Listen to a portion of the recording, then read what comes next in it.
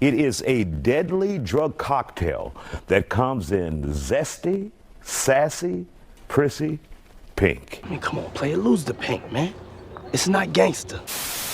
Consider this a PSA, but if you are ever invited to a freak off, perhaps you should respectfully decline the invitation. Pink cocaine, also known as tusi, is a party drug cocktail that, funnily enough, contains little to no actual cocaine. This trendy designer drug mixture has become all the rave, especially, no pun intended, amongst the rave community in particular. It's a new synthetic drug. Pink cocaine is referenced in many songs. In fact, there's an entire subculture of electronic dance music dedicated to it. The only reason many are even hearing about pink cocaine is because it was mentioned in the civil lawsuit against Diddy, who is facing sex trafficking charges and allegations of sexual abuse, with claims that it was one of the rapper's drugs of choice. Some users say that the drug heightens sensations more, helps you release inhibitions, makes you euphoric, you know, like the classic drug trip. However, for others, the high is far from a more freak out than freak off material with its mind-altering hallucinogenic effects, leading to very erratic behavior that can have very unfortunate consequences. The toxicology results of One Direction member Liam Payne, who died after falling from his hotel balcony in Buenos Aires, showed that he had pink cocaine along with other drugs in his system. So, as you can see, it can have drastically different results on different people. Why? Well, there's no standard recipe. It's kind of more everything but the kitchen sink. Unpredictable, highly potent, and particularly dangerous. Hey interns, I'm Dr. Chris, not your everyday ortho, and today we'll discuss what pink cocaine is, the common compounds found within it and their physiologic effects on the brain and body, what makes pink cocaine particularly dangerous, and why its involvement in these high-profile cases is not surprising given those factors. Let's get into it. I'm freaking out right now, man. Let's clear up something right away. Pink cocaine is really neither pink nor cocaine. Again, real 2CB, not 2CB. It is, however, a synthetic compound mishmash that comes in powder form and is dyed pink with food coloring. It is ingested by snorting, which means the effects typically kick in quite quickly because, unlike pills that have to pass through the digestive system and dissolve first, pink cocaine is absorbed through the mucous membranes in the nose and enters the bloodstream directly. It then produces intense reality-distorting hallucinogenic effects that last 45 minutes, or 1 hour, or maybe even 2. But the point is, you never really know what you're gonna get. Kind of like a box of chocolates.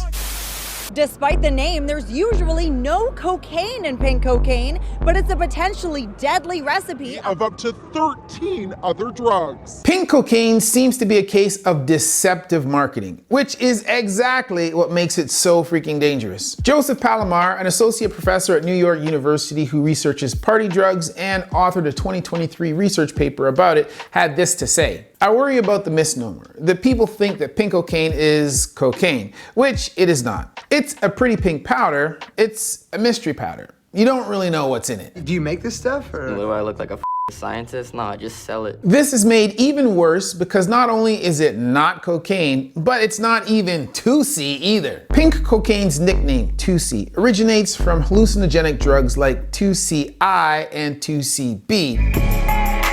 Tweaking off that 2CB, huh? Palomar suggests the tusi name may have been used initially to trick people into thinking the pink cocaine was related to that drug. The DEA suggests that the original compound may have actually had some 2CB in it at some point, but once 2CB became harder to get, drug organizations shifted to a drug cocktail, which they dyed pink and sold as pink cocaine because most batches they confiscated rarely contained 2CB anymore. So, it would be more accurately classified as unknown pink powder. And since 2020, the DEA has seized a total of 960 shipments of those pink powders, only 4 of which actually contained 2CB, the rest containing other substances. That may sound like a lot, of pink cocaine seized, but it's actually still considered to be emerging on the drug scene, meaning its use is still relatively rare compared to other substances. To put it into perspective, within that same time frame, the DEA has seized 180 million fentanyl pills. That said, although cartels in places like South America, particularly in Colombia, thrive off its domestic sales, and it has made its way into the illicit drug menus in Europe, it's not yet widely trafficked in the United States, though it is starting to appear in some major cities. As Bridget Brenner, special narcotics prosecutor for the city of New York, said in an NBC segment, "It is difficult to pinpoint because the most common ingredient in pink cocaine is typically ketamine. Ketamine, of course, can be obtained legally here in the U.S. According to the DEA, it is more common on retail levels, meaning distribution through gang networks, criminal organizations, street dealers, and even online purchases through dark web markets or encrypted messaging apps. It's been advertised on social media. There have been undercover purchases. We've made arrests in connection with it. Dr. Linda Kotler, an epidemiologist who studies substance abuse at the University of Florida, says that this concoction is usually very cheap, which attracts people to use it. But while she attributes its appeal to its affordability, pink cocaine is often described as a luxury drug, and in some cases is said to be even more expensive than cocaine. So how does that work? To understand, think of pink cocaine as selling a lifestyle, an experience, a trend, bro, more than the product. As Palomar states, it's becoming fashionable, much like Molly was in the 2000s. Yeah, no, it's all good.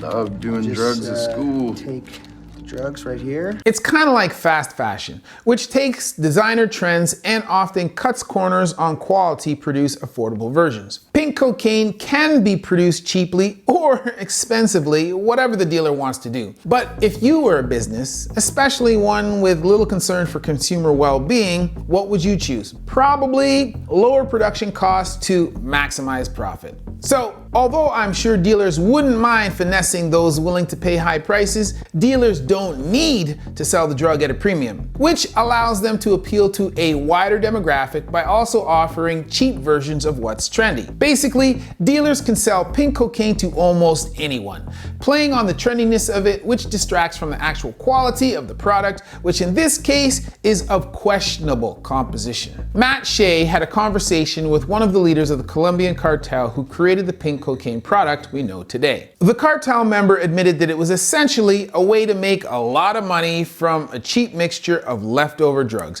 with the pink color making it more marketable and appealing to consumers. In a New York Times article, Dr. David E. Nichols, a pharmacologist at Purdue University who studies hallucinogens, said, "These underground chemists, they try to come up with something they think people will like. God knows what the effects will be." The drug market now is more dangerous than I've ever seen it. None of the drugs are what they're being hawked as. So pink cocaine, what exactly is in this mystery cocktail? Well, I can't tell you definitively because, like I said, every batch is different. It's not the same for everybody. Experts say most samples of pink cocaine have at least one stimulant and one depressant. While not a classical depressant, ketamine is probably the most common downer, thanks to its sedative effects, while uppers like MDMA, meth, cocaine are usually also in the mix. Synthetic opioids like fentanyl or sedatives like xylazine are also commonly included in the concoction. It's 1 part 5-hour energy, and the other 3 hours are espresso, Scott's Turf Builder, and a tiny,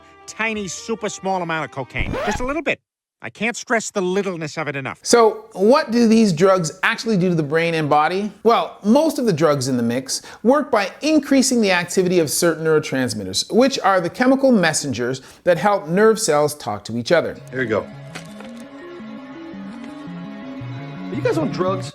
However, ketamine has a more complex and disruptive effect on the brain. People take this for fun? Like this is a pleasurable thing? Ketamine, which is used medically as an anesthetic and for treatment-resistant depression, is a dissociative drug that blocks NMDA receptors involved in glutamate signaling, the brain's most abundant excitatory neurotransmitter. This leads to dissociation and altered perceptions of reality. At high doses, it can cause hallucinations, sedations, and out-of-body experiences. making sights and sounds feel distorted, creating dreamlike states and causing a complete detachment from reality. And as Dr. Michael Levine, a medical toxicologist at UCLA Health, points out, it can put you in a state where you may be at risk of getting additional injuries as well. And although pink cocaine isn't pure cocaine, it does sometimes contain it. Just a little bit. While both ketamine and cocaine can cause euphoria, ketamine creates a trippy experience while cocaine gives a quick, intense burst of pleasure and energy. Cocaine works by blocking the reuptake of dopamine, the feel-good chemical, norepinephrine, think of it as adrenaline, and serotonin, the mood booster. Can I ask you, if you won all the money, what would you do with it? Bunch of hookers and cocaine.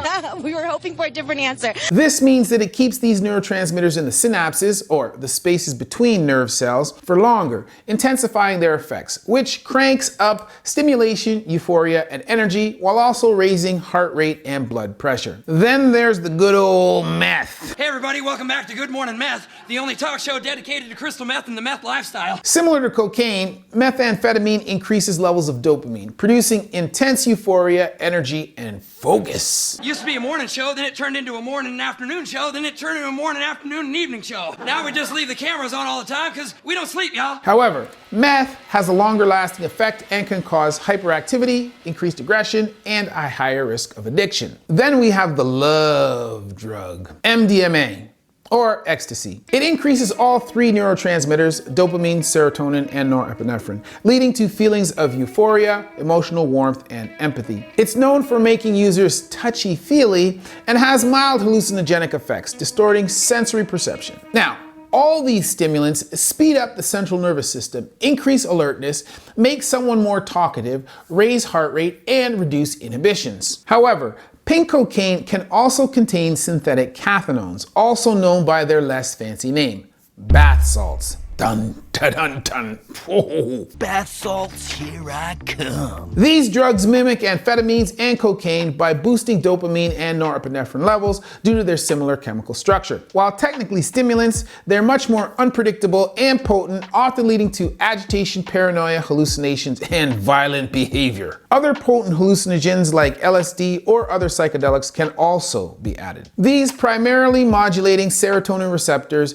leading to altered perceptions, intense hallucinations, and changes in mood, thinking, and consciousness. They can cause intense visual and sensory distortions, making reality feel warped or disconnected. The mixture can also contain other depressants like benzodiazepines, think Xannies, yo bro, or Valium. These are sedatives that can calm or sedate users. Probably not something you'd want to mix with stimulants. We'll get into why soon. But to top off this crazy brew is fentanyl and other opioids. These bind to opioid receptors in the brain, reducing pain and producing feelings of euphoria and relaxation. However, they also depress the central nervous system, causing drowsiness, reduced heart rate, and respiratory depression. The addition of fentanyl is a major danger. With most street drugs these days, a deceptive tactic used by drug organizations to drive dependence. It's even riskier with a drug like pink cocaine, which doesn't have a consistent recipe to begin with. Is a Class B narcotic. It is a drug.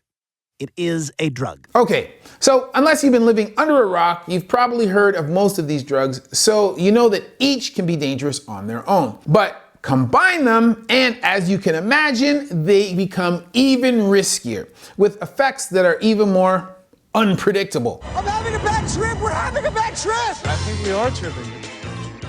Isn't this great? Toxicologist Dr. Mariana Mir-Sharhi points out that MDMA can cause low sodium levels and possible seizures. Other physical risks include blurred vision, overheating, and overstimulation, meaning high heart rate, elevated blood pressure, and the risk of heart attack or stroke. There's also the danger of respiratory depression, slow breathing, and even loss of consciousness. Hey, look! The most dangerous aspect of pink cocaine is the risk of overdose, especially when stimulants are mixed with depressants. Uppers like cocaine and meth don't actually cancel out downers like ketamine and benzos. Instead, they mask each other's effects, leading users to underestimate how much they've consumed, increasing the risk significantly. University of Toronto pharmacology professor Michelle Arnott also points out that the stimulant effects might wear off before the antidepressants, leaving users vulnerable to respiratory depression later in their trip. Additionally, combining opioids and CNS depressants like benzos or Valium can slow the respiratory system to dangerous levels, potentially causing fatal consequences. Palomar warns that if and when users expect the stimulant rush of cocaine but instead get depressant effects, they can end up in a bad place, especially if they're using it to balance out alcohol. It's the complete opposite of the typical cocaine experience. The crashes are varied too. MDMA and stimulants can lead to a heavy emotional crash, while ketamine tends to leave users feeling groggy or off. You redosed all throughout the night, and now it's the next day, and you feel like a bag of bullshit.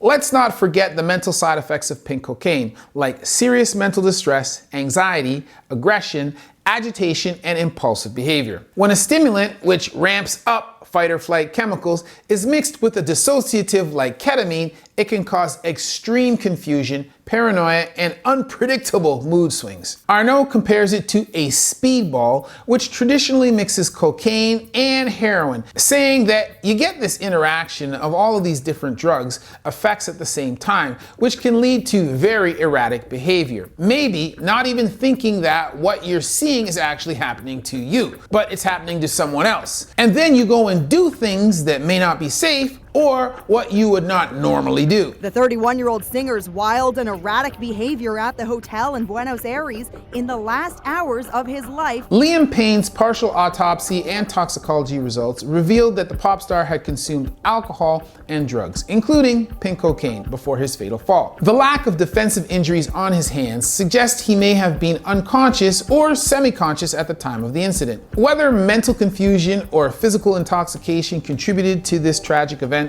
it seems insensitive to speculate. While we may never know exactly what happened, it's evident that pink cocaine can impair judgment and lead to risky behavior. Another high-profile case involving pink cocaine is Diddy's, with reports suggesting he kept it on hand during travels, allegedly using it to fuel wild parties. It lowers inhibitions and alters sensory experiences, potentially increasing libido and risk-taking. Combined with stimulants, it can amplify these effects, making someone feel more energetic or impulsive. This is a celebration of life. And while pink cocaine can enhance the party atmosphere, remember, it can also have a sedative effect. While we don't know the full details of what happened at these parties, the allegation suggests that some people may have willingly consumed pink cocaine, while others could have been coerced into taking it for this very reason. Even if you are aware that it's a mix of cheap drugs, the lack of consistency in the drug's composition means the effects and side effects can vary each time. And as for addiction, well, all the drugs in pink cocaine are addictive, so you do the math. Pink cocaine is unfortunately a way for drug dealers to manipulate both our literal and figurative desires to fit in or feel connected to others. Addiction and cravings work by first giving you a high, then lowering your body's baseline, like dopamine levels, making you feel worse once the effect wears off. This creates a cycle where you crave the drug to fill that emptiness, an emptiness that wasn't even there initially. Many drug dealers likely share a similar mindset. Like the woman who invented pink cocaine, they may admit they don't use the drugs themselves because they know the damage it causes. We've always given our family whatever it needs. Well, right now, our family needs us to sell illegal drugs to the tank top community. However, as she says, they don't care about the consequences for the users, their families, or their lives. They're just in it to sell, and people will buy and consume regardless.